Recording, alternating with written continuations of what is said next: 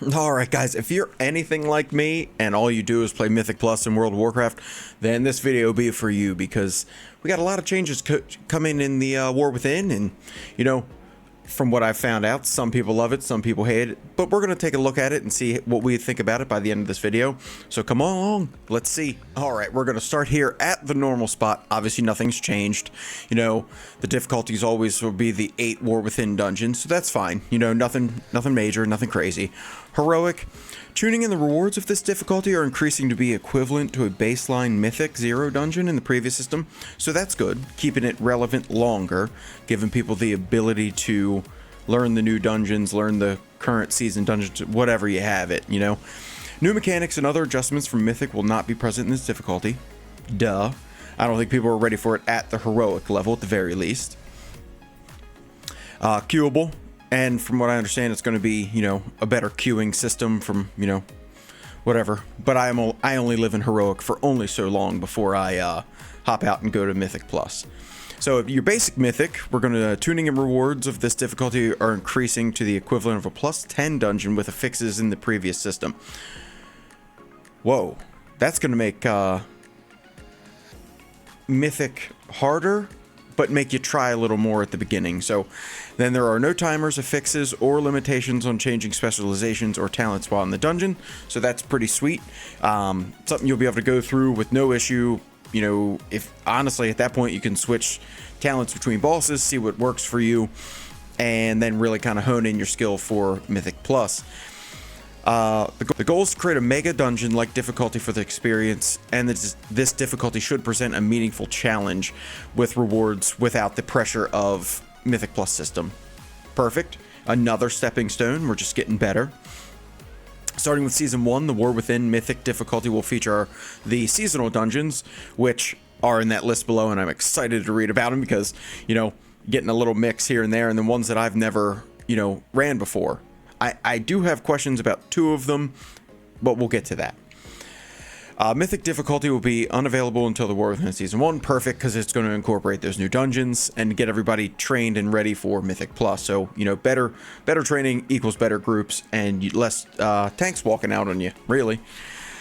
Mythic difficulty will now have a daily lockout change from weekly in the daily lockout from the weekly in the previous system, so you can run these more frequently, get geared up more efficiently, and not have to kind of, you know, put so much of your time in just waiting around and not getting geared and just waiting for that hopeful piece once a week. So here's the roster for Season 1. You have the Stone Vault, the Dawnbreaker, Arakara, the City of Echoes, and City of Threads. They're all 4 from the War Within. Then you get Grim Batol, the Necrotic Wake, Mist of Tyranna Scythe, and Siege of Borealis. Personally, super excited about Siege of Borealis. That, you know, anything from, you know, Battle for Azeroth has been my favorite. You know, you look at Freehold and Atal Dazar that have been existing. So now Siege of Borealis, which did pose some difficulty back then, but something we can learn with the new system. I'm perfect for it. The one that the 2 that I'm questioning is Mist of Tyranna Scythe and Necrotic Wake. Is it too soon? I don't know. If you think they're a little too soon, we should have spaced out yet a little further from Shadowlands, then let me know in the comments below, because I'd be interested in to see what you guys think, because I don't know. Necrotic Wake was a beloved one, and Mists in the Maze, that was just annoying in my eyes, but neither here nor there. Now, we're moving into the bread and butter. Mythic Plus. So the Mythic Keystone system will carry forward changes from Dragonflight Season 4 with updates to the position of affixes in the system and updated affix buckets. Okay, we're getting positive. Mythic Plus system will have rewards up to level 10 and plus 2 starting from what would have been a plus 11 in the previous Mythic system. So currently I'm running like 10s, 11 and 10s, 11s. I don't think I've crested. It's hard to get a survival hunter into anything above that, because, you know, you got to keep your old tier set to be relevant, yet your item level doesn't grow. Really confusing. More on that maybe in a later video I might be doing about the survival hunter. A plus 5 should be as hard as a plus 15, and a plus 10 should be as hard as a 20 in the previous Mythic system, etc. Wow. Okay, you know, it says we intend to better align reward and difficulty increases in the Mythic Plus system by updating the introduction points of affixes in Season 1 of the War Within.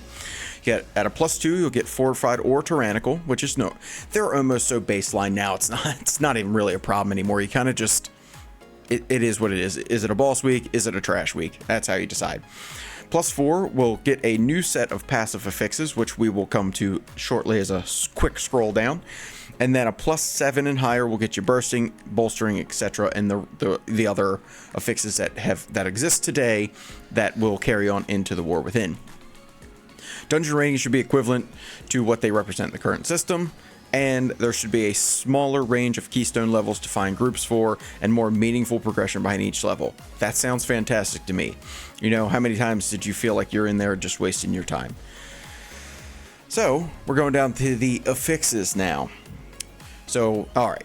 So, as they say, before we look into the specifics of the new affixes, we would like to outline our goals and the purpose of these affixes. Our overarching goal is to minimize the mechanical overlap between affixes and dungeon trash design in the current +4 affix bucket. We aim to achieve this through a more passive approach, focusing on the following objectives. Alright, let's hear them out, everybody. Let's just take a pause. Here we go. Shift the source of challenge to the dungeon itself by simplifying affix design and emphasizing creature abilities. Okay, I can get on board with that.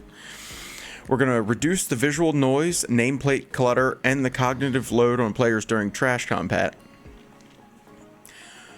Well, that'll be good. I know I've seen a lot of busy interfaces and nameplates. I try to keep mine as minimal as possible. I should increase the size a little bit, but that's all personal choice because we do that with add-ons and all kinds of stuff. And then allow for varied and context-specific gameplay decisions depending on the dungeon they're applied to. Okay, sure. Additionally, these affixes will include a positive effect. The aim of these positive effects is to highlight different damage types each week, allowing each specialization additional opportunities to excel during the season. So maybe we'll actually bring point and use to, everybody and kind of spread thinner the meta, so we're not just seeing the same 5 set each week and everybody, hey, if you're not an Augvoker or a Shadow Priest, you can get kicking and go, pound sand. So these effects should feel like a bonus, offering an advantage for different damage profiles each week without being essential to complete a dungeon. Okay, but helpful. Players will have the opportunity to flex towards different talents, gearing options, and consumables to capitalize on these effects. All right. As long as you're giving us the ability to get, if we're not there, how do we get there kind of setup? So, with those consumables is really how they got to look at the profession system and kind of structure it a little bit different. New affixes. Are we ready? I'm ready. Reckless. So non-boss enemies without mana ignore 20% armor with their attacks, but their armor is reduced by 30% and they take 10% increased arcane damage. Okay. So they ignore the tank's armor, which might get a little tricky, or whoever they do end up smacking once you take aggro off the tank.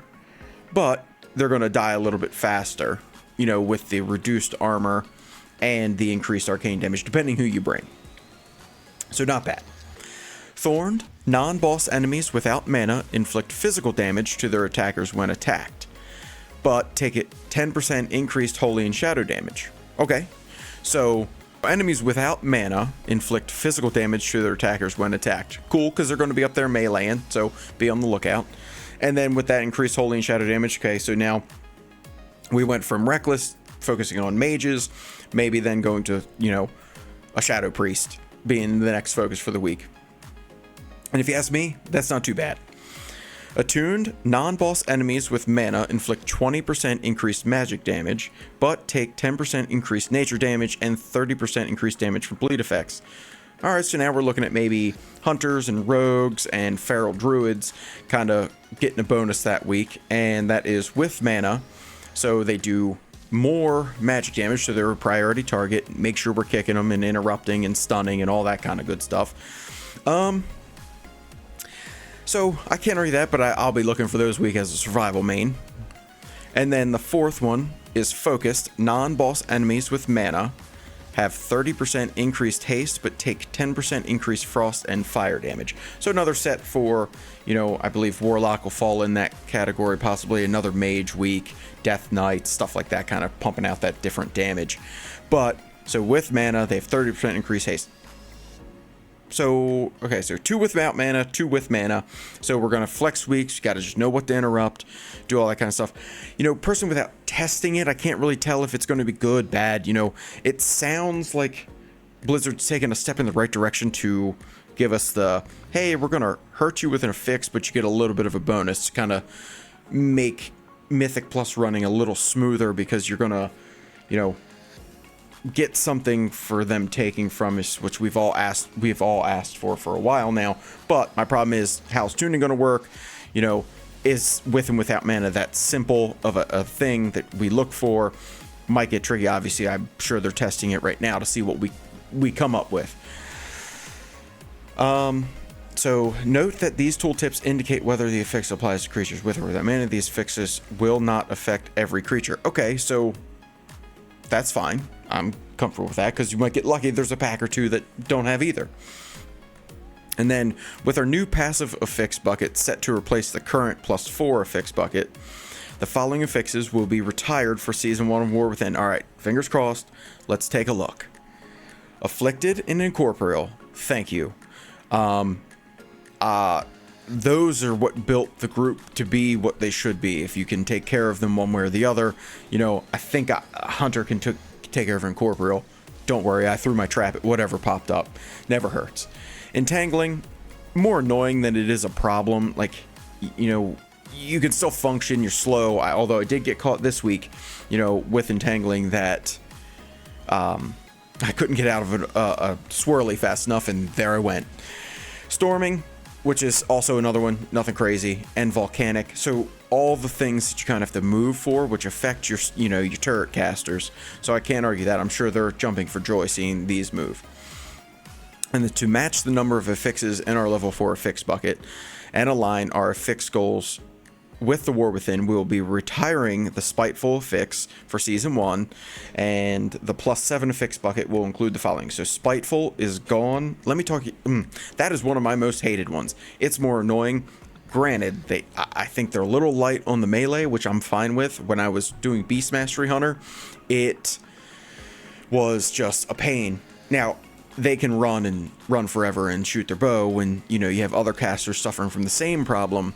There, that, hey, and if you're one of those casters, let me know how you feel about Spiteful going away in the comments below, because I think that personally will be is probably the best one I've seen besides Afflicted and Incorporeal. So anything that's a ghost sounds great. So we're going to have Raging, Bolstering, Bursting, and Sanguine are the 4 that are sticking around to match the Reckless, Thorned, Attuned, and Focused.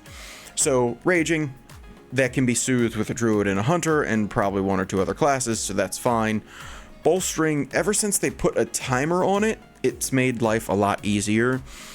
So I don't really find that as much as it was before. And then, you know, you just have to be a little more mindful of what you're kind of going after and killing. Bursting, that's fine. It'll suck when it's a tyrannical week and you're trying to just ruin mobs, and you just watch yourself, count your stacks, be safe, stay safe. And Sanguine, which I'm sure everybody wanted to go. It's a tank and team mechanic. You know, that's where you do see a big difference in a great tank versus just a regular tank. You know, how do you do your Sanguine placement? Where are you putting it? How are you going to wrap it up, heal bosses, what have you?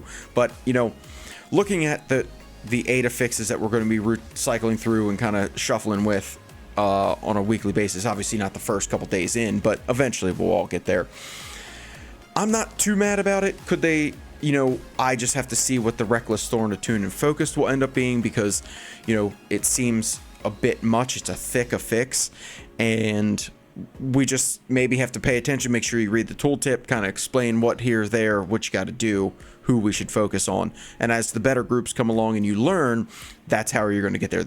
But the other 4 you really don't have to worry about, because they are the same traditional ones that we've been dealing with since the dawn of time that I can remember, because, yeah, it's been a long time. And then Tyrannical and Fortified affixes. We are still experimenting with how these affixes fit with our updates. Take them out. Maybe buff the other ones. I don't know. But bosses, I guess, we're so conditioned that bosses couldn't stay so static. Like, we want them to either be easier or harder. I think that's just a mental thing we could all get over. And then we believe these changes will offer a refreshing experience for players at all levels each season and redefine how Mythic Plus affixed system influences dungeon gameplay. We look forward to your feedback, blah, blah, blah. Well, this is my feedback. It's been this whole video. So I'm not too mad about much of that. You know, we're going to, as a Mythic Plus community, we'll be in Heroic and Normal pretty early on, get into Mythic here and there, and then we'll start pushing it +2s once Season 1 starts on September 10th. A lot to look forward to, a lot of testing ahead of everybody. You know, I might spend some time going in there, kind of see what's going on with it. I kind of bounce back and forth with beta. I know in my previous videos I talked about wanting beta key. I did get one for having the collector's edition, but have not done it yet because I know that they don't do all the story, but they might do some, and then, you know, might ruin the whole day one experience. But that's not what we're here about. We are here for Mythic Plus, and thanks for sticking around. And if you like what I did, make sure you hit the subscribe button and like this video. And I will have a video coming out about the Survival Hunter, starting off, and Beast Mastery, because we don't believe Marksman exists. I know they're getting some work too, but a lot of the Hunter details have been fantastic. We've seen it, we know it, we love it. I'll catch you on the next video. See ya.